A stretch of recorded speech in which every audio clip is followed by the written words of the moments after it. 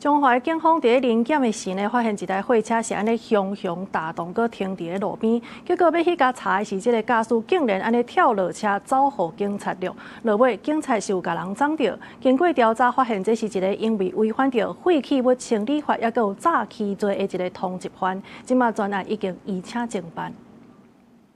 為路口監視器會當看到一位查甫人直接從紅燈走過路口，後壁警察隨落去的巷仔內，閣險險啊去互青燈直行轎車弄着。這站警察錄嫌犯的事件，就發生佇拜三暗時，中華金馬路附近，民眾看到攏閃遠遠，唔敢挖過去。聽到那個汽車的喇叭聲，怎麼不對勁呢？怎麼那麼大聲？然後就看到，怎麼有人跑給警察追，然後跨越馬路，過沒多久，從另外一個方向也有警察跑過來，有車子都不敢轉進去那個巷子裡面。拜三暗時，中華警察咧執行酒測臨檢的勤務，一台貨車駛佇金馬路上北個路段，不過看到警察咧臨檢，這台貨車煞向凍點停佇路邊，警察要去搬閘，駕駛摔落車走互警察錄，最後佇巷仔內互警察壓制。